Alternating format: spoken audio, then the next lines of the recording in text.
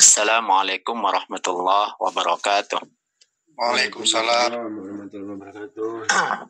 Innal hamdalillah nahmaduhu wa nasta'inuhu wa nastaghfiruhu wa na'udzu billahi min shururi anfusina wa min sayyiati a'malina. May yahdihillahu fala mudilla lahu wa may yudlilhu fala hadiyalah. Asyhadu an la ilaha illallah wahdahu la syarika lah. Asyhadu anna Muhammadan abduhu wa rasuluhu la nabiyya ba'dah. Alhamdulillah, Bapak Ibu yang dirahmati Allah, bersyukur kita kepada Allah Subhanahu wa taala.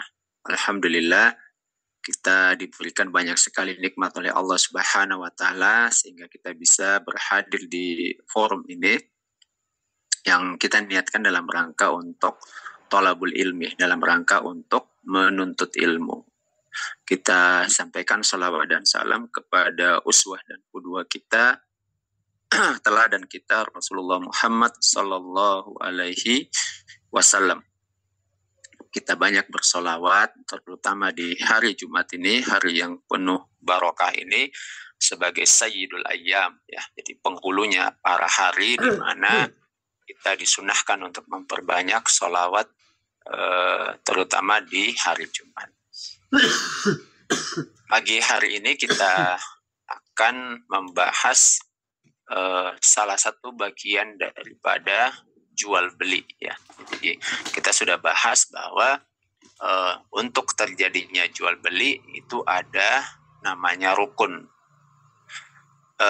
Rukun jual beli ada dua orang yang bertransaksi, kemudian ada objek yang diperjualbelikan, lalu kemudian ada sigot, yaitu akad atau ijab dan qabul di antara penjual dan pembeli.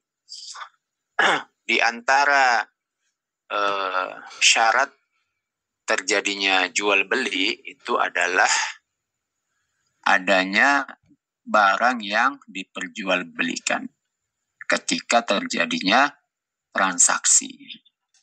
Dan barang yang diperjualbelikan itu bisa dideskripsikan, bisa dijelaskan oleh si penjual bentuk barangnya itu seperti apa, baik kualitas maupun kuantitasnya.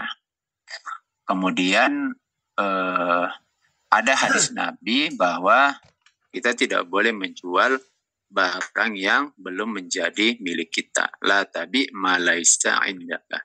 Jadi janganlah kalian menjual barang yang tidak menjadi milik kalian atau belum menjadi milik kalian. Kemudian oleh para ulama dibuat pengecualian.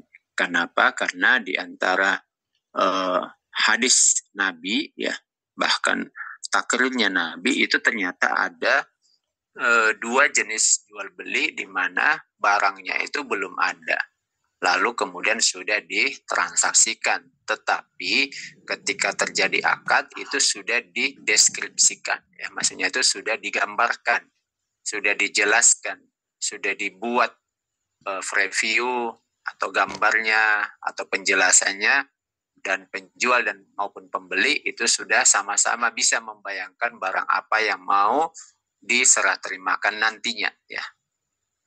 Nah, apa itu kita sudah bahas. Yang pertama itu adalah jual beli salam yang sudah kita bahas di minggu yang lalu, yaitu di mana ketika terjadi transaksi antara penjual dan pembeli, penjual itu belum memiliki barangnya, tetapi dia bisa deskripsikan. Ya, misalnya dia menawarkan menjual kurma, ya, kurma dalam jumlah besar, lalu kemudian dia sebutkan misalnya kurma ini jenisnya kurma apa, ya, kurma ajwa, sukari atau yang lainnya.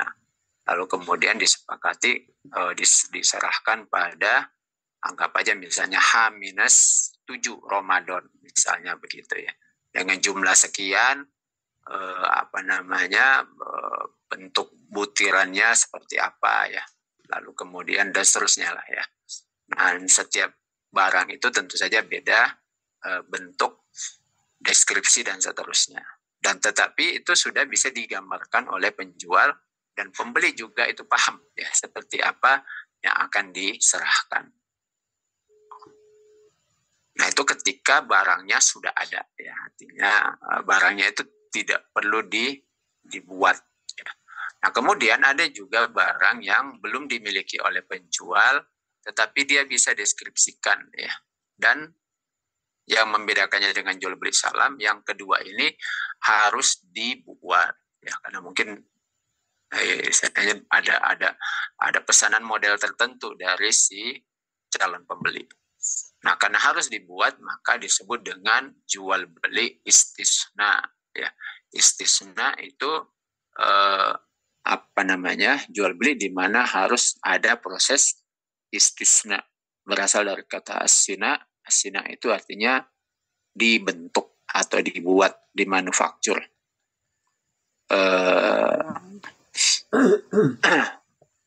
Di Malaysia itu kalau kilang atau pabrik ada istilahnya itu ya. Saya lupa ya, ada yang pernah di Malaysia. Masoni atau apa ya istilahnya kalau di Malaysia itu kalau pabrik. Ya? Ya Pak Deswani ke Malaysia apa Pak Des? Ya, akan ada peserta nih dari Malaysia nih. Itu Pak, pabrik atau kilang di Malaysia apa namanya? Kilang Pak itu. Kilang ya, kilang. Ya.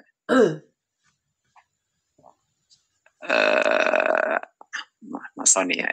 Oke, baik.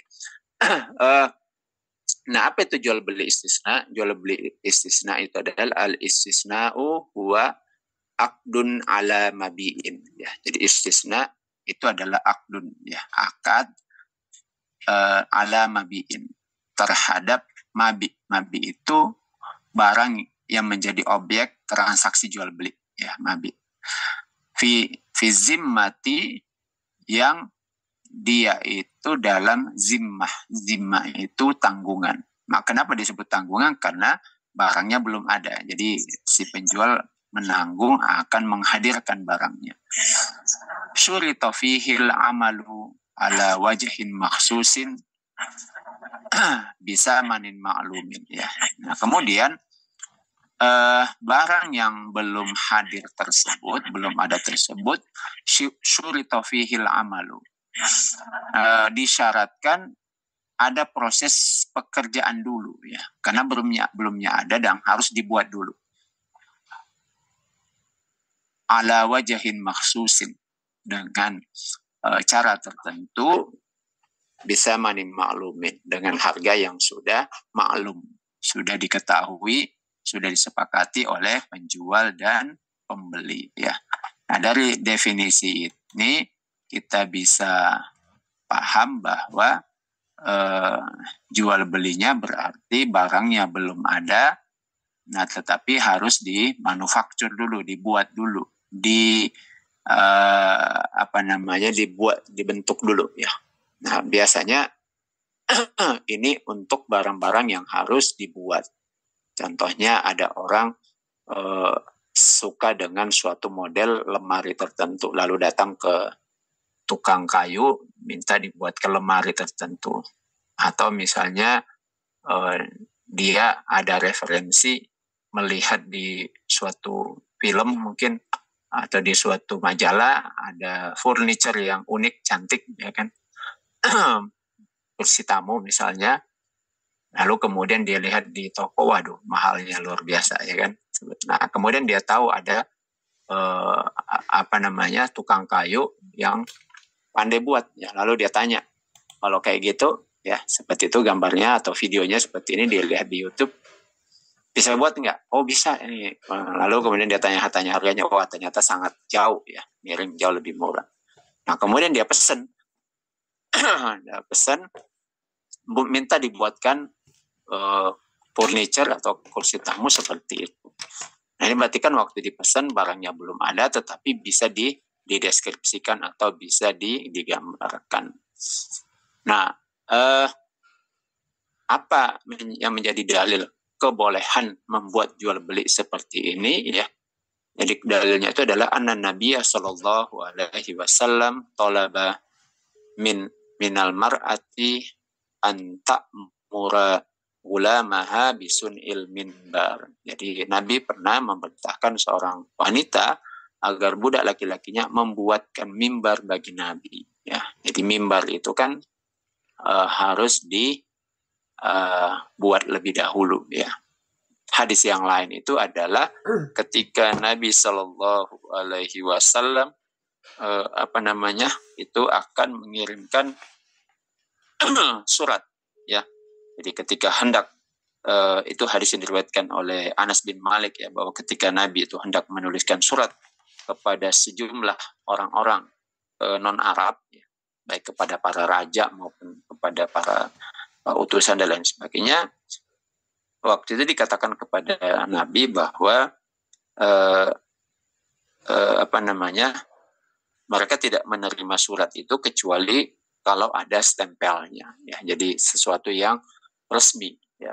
Nah, kemudian Nabi untuk bahan stempelnya itu Nabi memesan cincin, ya, memesan sebuah cincin dari perak, ya, karena Nabi pakai cincin itu dengan tulisan Muhammadun Rasulullah, ya. Jadi ada tiga kata Muhammad Rasulullah, ya, itu berbaris, ya, itu adalah cincinnya Nabi, tulisannya seperti itu. Nah, itu fungsinya adalah untuk stempel. Jadi kalau Nabi menuliskan surat itu ditulis oleh penulis surat beliau, ya. Nah, lalu kemudian setelah selesai dibacakan kepada Nabi, nah kemudian Nabi setuju dengan isinya, lalu Nabi stempel. Stempel pakai apa? Pakai cincin. Nah, cincin itu dari perak dan dipesan, ya, untuk dibuat. Itu menjadi dalil tentang bolehnya istisna, ya. Nah, pertanyaannya, apakah istisna atau istisna itu meminta untuk dibuatkan, ya. Asina itu artinya dibuat, dimanufaktur, ya. Nah, apakah istisna itu termasuk jual beli ataukah termasuk ijaroh? Ijaroh itu artinya orang yang diupah untuk membuat sesuatu. Jawabnya, jika bahannya dari as-soni, ya, yaitu si pembuat, katakanlah pembuat mebel, ya, jadi kita tinggal terima bersih saja, ya, tinggal kita bayar saja, maka ini termasuk jual beli. Kita datang ke tukang pembuat mebel, nah ternyata di tempat pembuatan mebelnya, di studionya, ya, atau di tempat dia di rumahnya itu sudah lengkap semua, artinya kayu-kayu juga sudah banyak, gitu. Dan semuanya lah, ya, apa yang dibutuhkan itu sudah ada, atau belum ada tetapi dia sudah punya kenalan. Itu biasanya gitu, ya, tukang kayu itu sudah punya kenalan penjual kayu, atau kita sebut di Medan itu panglong, ya, itu sudah punya kenalan, ya. Jadi kalau apa tinggal dia beli. Nah, kalau itu berasal dari tukangnya, maka itu termasuk jual beli. Nah, tetapi kalau misalnya semua bahan, ya, barang itu dari pemesan, ya, mustasni, yang meminta dibuatkan barang, pemesan lah kalau kita sebut, maka ini termasuk ijaroh, artinya kita cuma kasih upahnya saja, ya, upahnya saja. Jadi kita minta dibuatkan kursi tamu atau dibuatkan tempat tidur, nah tetapi semua bahannya kayunya, ya, dan lain sebagainya itu kita yang beli. Dia cuma minta upah kerja saja, berapa upah kerja untuk membuatkan barang seperti itu. Nah, kalau seperti ini berarti dia akadnya ijarah, akad jasa saja, ya, jasa membuatkan tempat tidur, jasa membuatkan cincin dengan modal tertentu dan seterusnya. Nah, jika termasuk jual beli, apakah termasuk jual beli salam ataukah tidak, ya? Nah, menurut mazhab Hanafi, istisna itu merupakan akad tersendiri. Tapi menurut jumhur, Maliki, Syafi'i, dan Hambali, istisna itu termasuk jual beli salam, ya. Meskipun nanti ada pengecualian di dalamnya. Kenapa? Karena kita sudah bahas di minggu yang lalu bahwa kalau jual beli salam itu kan disyaratkan harganya itu sudah diserahkan di depan. Itu wajib, ya, wajib di depan. Kalau tidak di depan berarti tidak termasuk jual beli salam.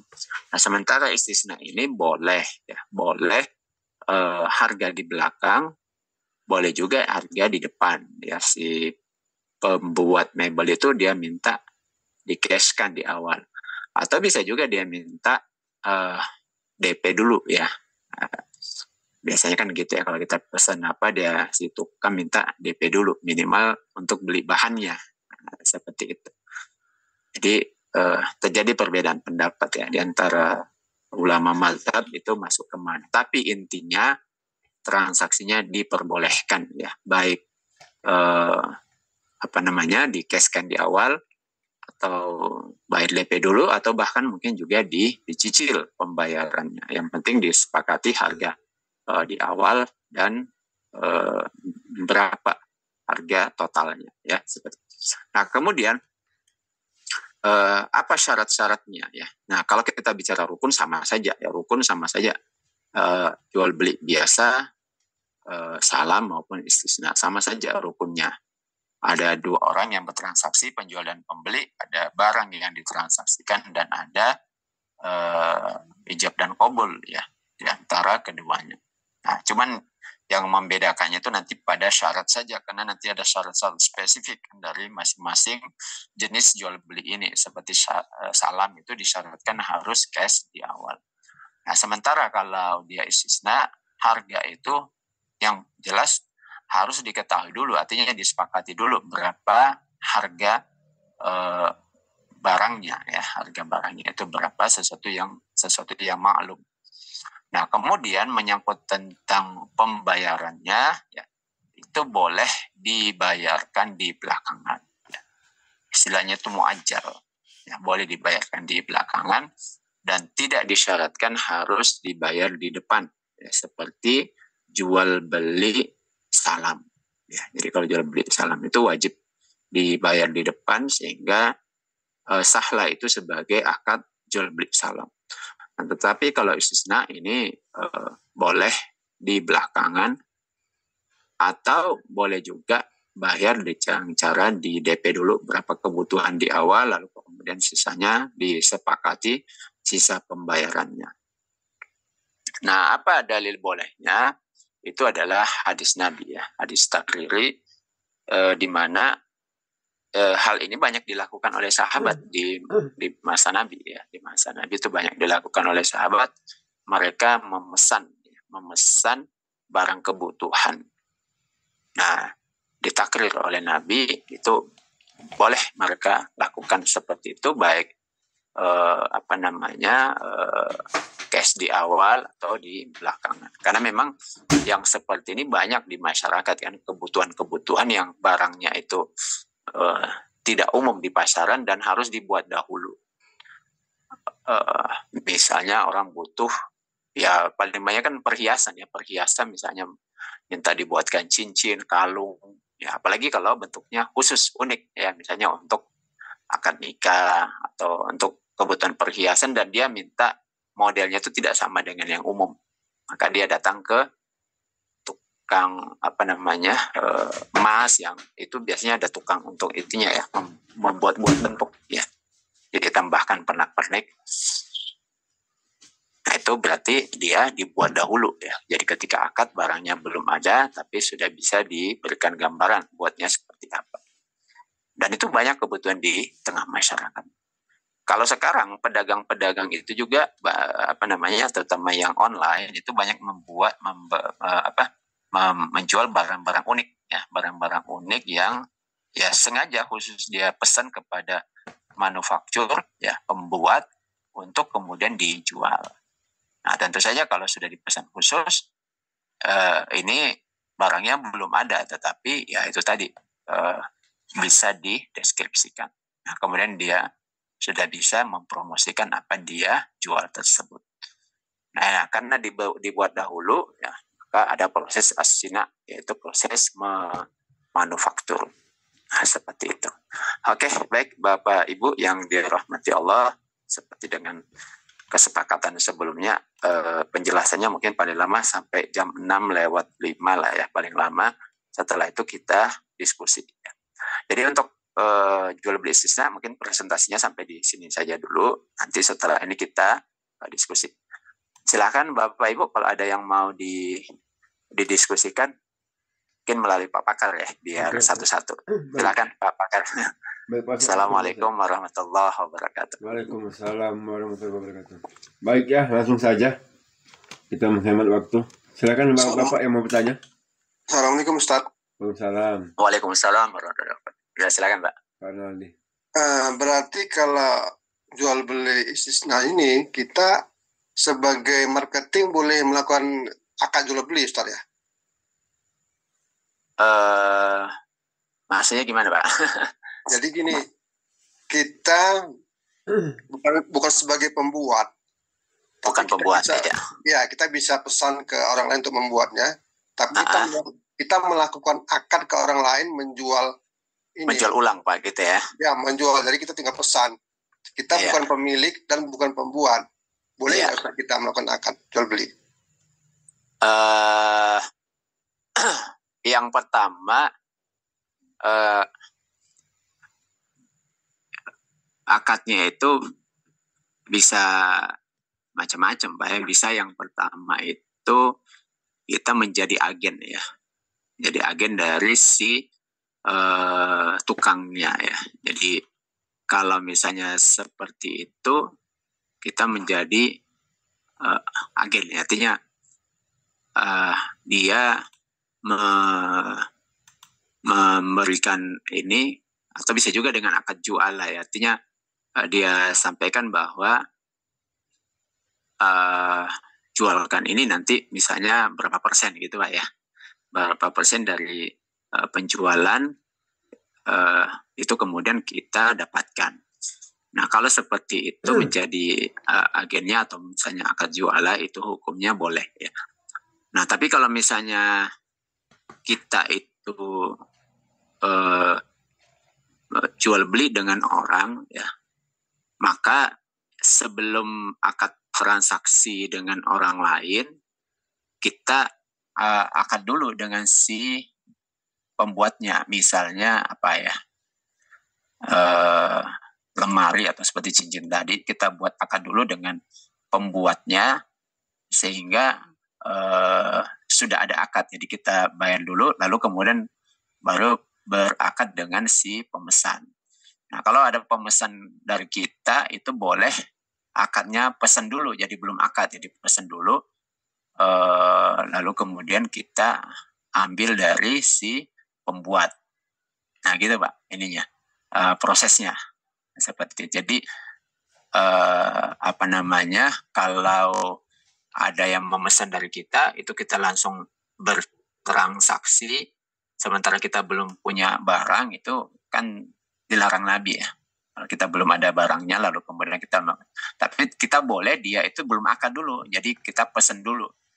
Jadi pesan dulu, dia pesan dulu ke kita sampaikan bahwa positifnya entah 1 jam lagi, atau lalu kita hubungi ke pembuatnya. Nah dengan pembuat kita buat akad dulu, kita sudah ada akad dengan dia, misalnya berapa lama diselesaikan, pembayaran kan boleh belakangan. Kita sudah akad dengan si pembuat, baru kita buat akad dengan calon pembelinya. Gitu Pak. Nah, berarti kalau sebagai marketing freelance itu berarti boleh Ustaz ya? Kalau marketing freelance sekedar mengambil komisi boleh Pak. Nggak, maksudnya kalau dia menentukan harga, dinaikkannya aja. Oh, di up gitu Pak ya? Iya. Kalau akad samsara boleh Pak? Boleh akad samsara. Jadi kalau samsara itu kan dia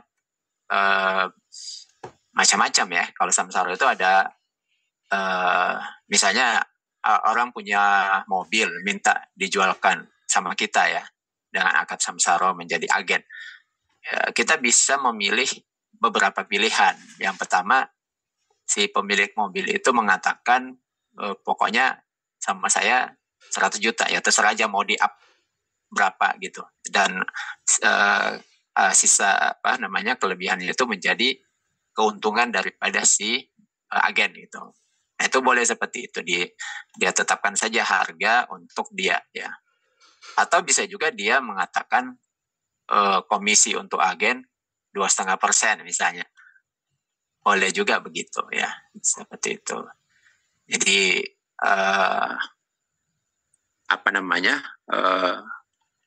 kesepakatan antara agen dengan pemilik barang itu boleh memilih apakah dengan cara persenan ataukah dengan cara menetapkan harga dasar saja ya. Selisihnya itu menjadi keuntungan daripada si agen tersebut.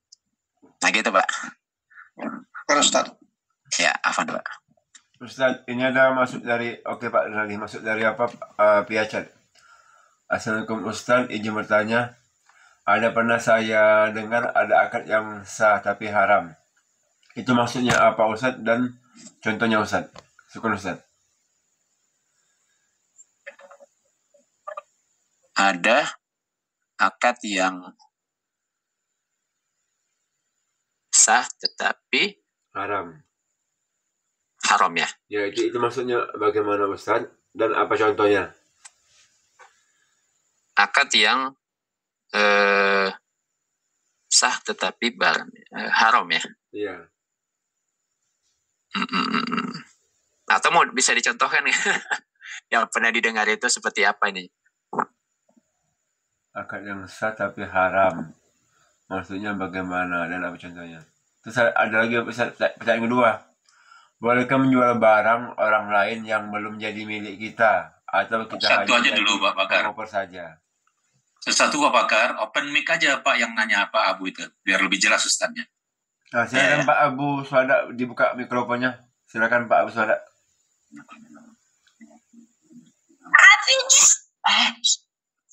Iya Ustaz, kemarin dengar kajian dari Ustaz Yoko kan, ada apa seperti itu, ada jual beli yang dia sah tapi jual belinya haram gitu, tapi akadnya sah gitu. Iya, jadi kalau dikatakan transaksi itu sah itu kalau dia terpenuhi rukun dan syaratnya ya. Jadi kalau terpenuhi rukun ada penjual, ada pembeli, kemudian ada barang yang ditransaksikan, lalu kemudian ada akad di antara keduanya, maka dikatakan terpenuhi rukun ya.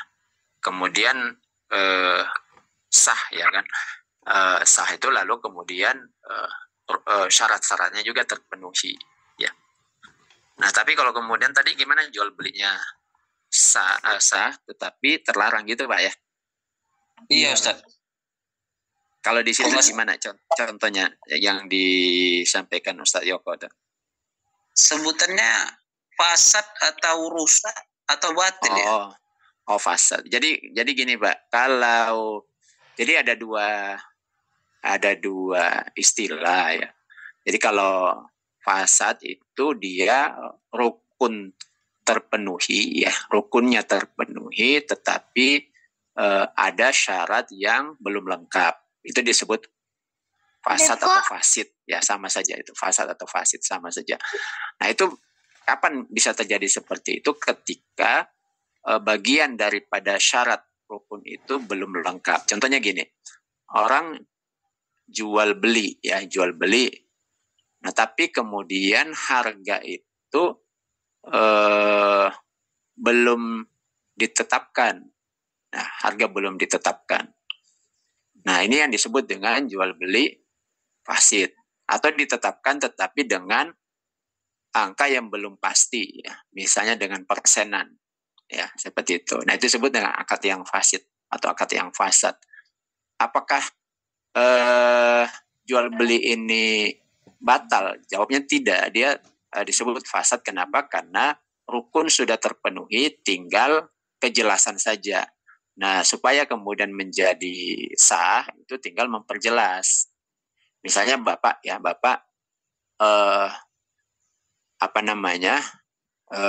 mau ngecat rumah ya kan, lalu manggil tukang. Nah, ternyata tukangnya itu kawan akrab ya kan, datang ke rumah.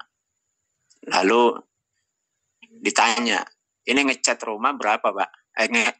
berapa bang ya misalnya kan, atau panggil namanya saja ya kan. Bulan biasanya kan kalau kawan angkat itu kita panggil. Nah ketika kita tanya berapa harganya, itu kalau kawan dekat itu biasanya alah nanti aja lah ya kan, kerja aja lah dulu, pokoknya tak kasih lah lebih murah daripada biasanya aku kerja ya kan. Nah yang seperti ini itu disebut akad fasid karena ya dia belum menetapkan harga. Masih abu-abu ya, seperti ini. Masih abu-abu. Itu disebut akad fasid. Nah, kapankah dan biasanya seperti itu dia langsung kerja kan? Iya. Nah, kapankah itu kemudian menjadi sah? Itu ketika putus harganya berapa. Nah, untuk seperti inilah kemudian di dalam kitab fikih itu atau di dalam syariat ditetapkan bahwa untuk memperjelasnya adalah bisa si konsumennya itu menawarkan berapa dia biasa beli atau si penyedia jasa atau penjual barang itu menawarkan harga. Nah, ketika si pembeli itu setuju, maka selesai. Berarti sudah hilang ketidakjelasan. Maka akad itu menjadi sah. Itu disebut dengan akad fasid seperti tadi, Pak. Ya, jadi pada pada rincian daripada syarat itu ada yang belum jelas. Nah kalau misalnya di antara mereka itu tidak ketemu, si tukang bilang begitu udah selesai ngecat lalu ditanya sama kawannya yang pemilik rumah, jadi berapa nih apanya? Ya udahlah 1 juta, terus ketika katanya lebih murah dari yang lain. Aku tanya ke tukang satu lagi cuma 800 misalnya ya kan. Ternyata si tukang yang ini memang tukang profesional sehingga memang dia bayarannya beda kan. Kalau tukang profesional itu pasti lebih mahal kan, seperti itu dengan dibanding tukang amatiran ya. Yeah. Nah, ketika mereka tidak ketemu maka diambillah harga pasar ya. Jadi diambil harga pasar yang kemudian sebagai kalau terjadi perselisihan. Nah kalau tidak, berarti nanti akan diselesaikan oleh qadhi kalau dalam Islam. Nah seperti itu. Itu namanya akadnya fasad. Nah kalau disebut dengan akad yang batil, ya akadnya yang batil itu adalah akad di mana memang rukun yang tidak ada. Kalau batil itu kalau sudah jadi bahasa Indonesia namanya batal. Jadi kalau batal itu berarti dianggap tidak ada transaksi sama sekali. Contohnya gimana? Berarti di antara 4 itu ada yang tidak ada. Penjual, pembeli, barang, dan sigot atau kesepakatan. Jadi, nah kalau salah satu dari 4 itu tidak ada, disebut tidak ada rukun, maka dianggap tidak ada transaksi jual beli. Nah, contohnya gimana? Ada orang datang ke kedai, pas mau beli gula, mau beli beras, penjualnya tidak ada. Lalu dia sendiri yang ambil barangnya, dia bawa pulang. Itu disebut batal, tidak ada jual beli, berarti dia tidak membeli, ya berarti dia namanya yang lain. Seperti itu. Itu disebut dengan jual beli yang batil. Kalau bahasa Indonesia namanya batal, jadi bahasa Indonesia. Yang ada itu memang adalah kalau di dalam kitab fikih itu ada jual beli yang tidak batal tetapi dilarang ya. Misalnya jual beli dengan orang yang seluruh hartanya itu harta haram, Pak. Ya, jadi kenapa? Karena di situ ada keraguan apakah barangnya itu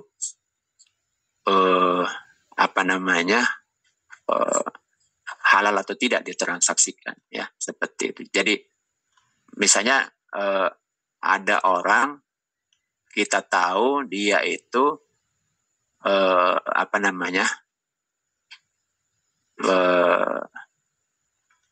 jual beli barang bekas. Nah kemudian kita tahu dia setiap subuh keliling bawa karung gitu. Nah seperti itu ya kan. Nggak tahu motif-motif punya orang, dan kita tahu ini orang suka ngambil punya barang orang lain. Nah seperti ini, meskipun dia buka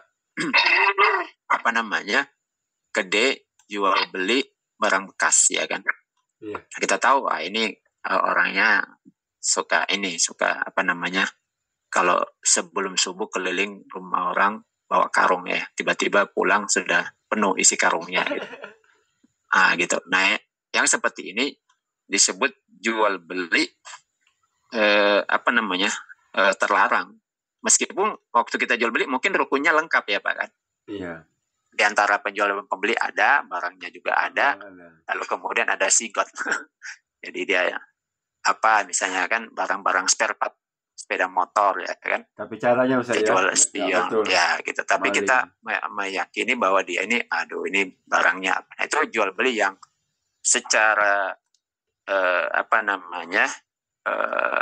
rukun itu terpenuhi ya kan, terpenuhi rukunnya. Tetapi itu dilarang Pak, dilarang kita untuk melakukan transaksi seperti itu. Karena ya ada namanya itu golabatuz zon. Apa itu golabatuz zon? Sangkaan kita yang sangat kuat. Mungkin kalau kita mau bilang 100% juga tidak boleh juga ya kan, karena tidak menyaksikan. Tapi mungkin di atas 80% atau 90% itu barang mungkin ilegal. Nah, seperti itu. Nah, itu Pak. Kalau di kitab fikih itu dicontohkan begitu. Jual beli yang terlarang, tetapi tidak boleh kita sebut sebagai batil karena terpenuhi rukunnya. Iya Ustaz. Nah gitu Pak ya. Jual beli dengan Ustaz, orang yang seluruh hartanya itu adalah harta yang haram. Ya, salah satu contohnya seperti itu Pak. Ustaz. Ya. Ada lagi dari sambungan Pak Swada. Ini coba sebutnya Pak Swada apa nih? Bolehkah menjual barang orang lain yang belum jadi milik kita, atau kita hanya jadi pengopor saja? Ini kayaknya samsara, saya boleh nih kan? Ya, kalau samsara jawabnya boleh Pak. Boleh. Ya, jadi ada teman kita ya kan, dia menjual barang orang lain kan boleh. Iya, nitipkan sepedanya ke kita, dia bilang ini sepeda mau saya jual terserah lah jual berapa, pokoknya ke saya 300.000 aja ya. Terserah lah selisihnya mau berapa, ambil aja gitu. Nah, itu barang bukan milik kita, tetapi kita diamanahkan untuk menjualnya. Nah, kita itu namanya akad samsara. Ya. Jadi seperti itu. Atau dia membuat jualah, bisa juga jual itu namanya sayembara ya. Sayembara itu dia tidak membuat akad tertentu dengan satu orang, tetapi dia buat semacam sayembara. Kalau jualah itu, kalau dia itu tidak termasuk akad, tetapi dia semacam sayembara saja. Jadi ya buat pengumuman siapa yang bisa menjualkan rumah saya dengan harga di atas misalnya di atas 300 juta ya, saya akan kasih uang 50 juta, atau saya kasih uang berapa gitu ya, apa aja misalnya kasih 50 juta, itu hukumnya boleh ya. Tapi itu tidak termasuk akad karena dia buat tidak dengan satu orang kan secara spesifik, tapi ke umum banyak orang. Jadi setiap orang boleh mengiklankan barang dia. Nah, siapa yang duluan dapat pembeli, dan datang ke dia deal, nah dia yang kemudian dapatkan. Jadi dia tidak perlu buat akad dengan siapapun, tapi siapa yang duluan saja. Nah gitu, itu namanya jualah. Satu lagi Ustaz. Iya. Ustaz, kalau membeli dari lelangan atau sitaan bank, apakah boleh Ustaz? Itu sudah kita bahas ya sebelumnya. Iya, boleh juga nih. Bukan bolehnya. Apa? Akadnya Ustaz ya? Iya kan kita sudah bahas sebelumnya kan bahwa ketika terjadi jual beli ya kan, disyaratkan barang yang dijual itu harus miliknya si penjual gitu ya. Nah, sekarang coba kita analisis. Ketika barang itu disita oleh bank, apakah barang sitaan itu sudah menjadi miliknya bank atau tidak? Nah, kembali lagi ke akadnya bank dengan si peminjamnya. Nah, bolehkah kita meminjam uang kepada seseorang dengan akad menggadaikan barang tertentu ya. Jadi misalnya saya pinjam kepada si Fulan ya, misalnya anggap aja 1 juta. Kemudian saya gadaikan barang yang biasanya harganya lebih dari 1 juta kan. Misalnya gadaikan ya udah selama saya pinjam, ini sepeda motor saya, peganglah ya kan sebagai jaminan. Yeah. Nah, ketika saya misalnya tidak mampu bayar, maka hukumnya di dalam Islam, sepeda motor itu harus saya yang jual. Karena itu kan milik saya. Yeah. Saya jual sepeda motor itu, kemudian yang hasil penjualannya anggap aja ternyata second harganya 5 juta.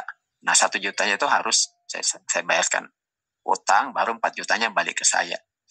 Jadi, barang yang digadaikan itu bukanlah milik si tempat kita berutang. Sehingga dia bisa menarik paksa ketika tidak mampu bayar. Dalam Islam tetap itu miliknya orang yang berutang. Sehingga diminta kepada yang berutang untuk menjualnya. Dia yang harus menjual. Nah, seperti itu. Nah, oleh karena itu, dalam kasus seperti tadi itu harusnya yang bertransaksi itu adalah pemilik barangnya langsung dengan kita. Ya, dengan kita. Karena dia yang memiliki barang. Lalu kitalah yang kemudian membayarkan, lalu si pemilik barang tadi dia bayarkan utangnya ke bank. Nah, kalau bank yang langsung menjual, pertanyaannya apakah itu sudah menjadi miliknya bank, ya kan? Iya. Kalau dia langsung sita, apakah pertanyaan apakah sudah menjadi milik dia? Kalau ternyata belum menjadi milik dia, berarti kan transaksinya batal. Kenapa? Itu bukan barang milik dia yang dia jual. Nah, gitu Pak, ininya. Oke, Ustaz. Iya. Baik, syukur, Ustaz. Jadi kalau yang tadi itu yang ditanya oleh Bapak yang menanyakan apakah ada jual beli yang akadnya itu rukunnya lengkap tetapi dilarang, itu sebenarnya banyak Pak kalau di misalnya kita menjual bahan-bahan yang itu untuk dibuat khamar, ya kan? Jadi misalnya kita jual gula ya, tetapi ke produsen pembuat bir. Itu rukunnya lengkap Pak. Rukunnya lengkap. Ya kan? Rukunnya lengkap. Ada penjual, ada pembeli, ada harga dan ada kesepakatan. Nah, tetapi si pembeli ini untuk membuatnya bahan baku membuat tua ya kan, khamar, bir misalnya. Jual belinya tidak batal. Sah, tetapi itu dilarang. Nah, karena itu akan menjadi perantara bagi dia untuk membuat sesuatu yang haram. Nah, seperti itu. Sama juga misalnya ada dalam itu namanya jual beli inah. Jual beli inah itu adalah kita jual barang kepada orang lain ya. Kemudian harganya itu ditangguhkan. Kemudian dia jual lagi kepada kita dengan harga yang lebih rendah. Nah, ini sebagai istilahnya itu trik supaya kita seolah-olah menjual, tapi sebenarnya kita itu meminjam, ya kan? Seperti itu. Ini jual beli inah namanya. Karena misalnya kita misalnya butuh uang, anggap aja 10 juta kepada orang. Tapi orang ini dia bilang, aku kalau minjem sayanglah, tapi kalau dipinjamkan ada bunganya kan nggak boleh haram. Akhirnya kemudian mereka sepakat dibuat trik. Triknya itu adalah yang pertama, dia punya barang ya, misalnya sepeda motor harganya 10 juta ya. Kemudian dia jual kepada temannya. Anggap aja pertama dia jual dulu harganya berapa ya? 15 juta ya, 15 juta. Nah, kemudian tapi ini bayar belakangan. Kemudian si pembeli dia jual lagi kepada si penjual awal dengan harga yang lebih murah. Anggap aja cuma 5 juta. Ya, 5 juta. Nah, berarti kan ada selisih 10 juta. Nah, kemudian, tapi ini yang kedua ini di-cashkan. Nah, akhirnya kemudian terjadi dua jual beli yang seolah-olah keduanya sah. Tapi pada ujungnya terakhir ini berutang kan, seperti itu. Nah, ini disebut jual beli inah. Dan itu trik cara orang supaya bisa berutang tapi dengan dibungkus dengan jual beli. Nah, ini dilarang oleh Nabi dan itu sudah terjadi sejak zaman jahiliyah sebagai trik supaya seolah-olah tidak berutang karena ada jual beli. Nah, ini dilarang. Nah, jual belinya terpenuhi rukun tetapi dilarang. Ini haram hukumnya seperti itu. Namanya jual beli inah. Nah, seperti itu Pak ya ininya. Ya, Ustaz. Oke, baik Bapak Ibu yang dirahmati Allah. Insya Allah kita lanjutkan lagi ya pembahasan di pekan depan untuk yang lainnya ya. Masih ada ya yang di chat ya Pak Pakar? Iya, tapi bedanya apa gimana depan? Oh ya, gimana depan ya? Nanti yang lainnya di copy aja coba Pak ya, Pak Pakar ya, kirim ke WA aja Pak ya. Boleh, siap. Yang sisa-sisanya gitu. Oke, baik, mungkin untuk pembahasan hari ini mungkin cukup dulu ya. Nanti kita bahas di pekan depan untuk sisa pertanyaan yang belum dijawab. Pak Pakar nanti tolong disimpan dulu semua yang di copy dikirimkan ke WA Pak ya. Oke, baik. Mungkin kita cukupkan dulu untuk pembahasan hari ini. Kita tutup dengan bacaan hamdalah. Alhamdulillahirabbil alamin. Subhanakallahumma bihamdika asyhadu an la ilaha illa anta astaghfiruka wa atubu ilaik. Assalamualaikum warahmatullahi wabarakatuh. Waalaikumsalam warahmatullahi wabarakatuh. Saudara-saudaraku, mohon izin bentar berfoto. Sudah ada yang keluar itu Pak. Iya, cepat kali keluarnya Ustaz. Assalamualaikum. Cerai adalah masalah namanya. Sudah saya foto ya. 13 cepat kali. Makasih. Insya Allah nanti saya kirim ke Pak Ustadz, gitu ya. Ya, di WA kan aja Pak ya. Pertanyaan yang belum selesai. Sudah Pak. Sudah Ustaz. Sudah ya. Nggak terasa ya. Udah oke. Di foto. Cepat kali orang keluarnya. Iya. Izin Pak ya. 16 dari 13. Baik Ustadz, syukur Ustadz ya. Ya, sama-sama Pak. Saya izin Pak ya duluan. Ya Ustadz. Assalamualaikum. Waalaikumsalam. Baik ya Bapak-Bapak, sampai sini dulu kajian kita pada pagi hari ini. Semoga kita semua selalu dalam lindungan Allah, dimudahkan segala urusannya, dilancarkan rezeki kita. Yang masih punya utang semoga cepat lunas, yang masih sakit semoga cepat sembuh ya. Yang baru merintis usaha semoga usahanya lancar. Semoga hari ini apa yang kita kerjakan mendapatkan keberkahan dari Allah Subhanahu wa taala. Amin ya rabbal alamin. Baik ya, kita tutup ya dengan membaca hamdalah. Alhamdulillahirabbil alamin dan juga doa kepada majelis subhanallah wa bihamdika asyhadu an la ilaha illa anta astaghfiruka wa atubu ilaik. Wabillahi taufiq wal hidayah. Wassalamualaikum warahmatullahi wabarakatuh. Waalaikumsalam warahmatullahi wabarakatuh. Cuma bisa belum bertanya Ustaz Pak Pakar daripada penerangan Ustaz. Iya, boleh, siap. Nanti gini, untuk kita pikir malam kita baca saja. Satu orang itu paling maksimal dua pertanyaan. Setelah itu dia diam dulu kan. Nanti kalau ada lagi yang mau bertanya, orang lain dulu. Kalau nggak ada baru dia masuk lagi gitu. Nggak boleh langsung banyak-banyak ya. Jadi kita baca sih lah masing-masing dua pertanyaan lah. Kalau nggak ada yang lainnya, baru dia boleh masuk pertanyaan ketiga gitu. Oke begitu ya. Insya Allah kita aja sampai Jumat depan. Hari ini kita cukup dulu. Besok kita libur ya. Besok Sabtu Minggu kita libur. Udah. Aku bertanya dulu sama saudara-saudara kawan-kawan yang di sini. Apa? Ya kan, kalau seumpamanya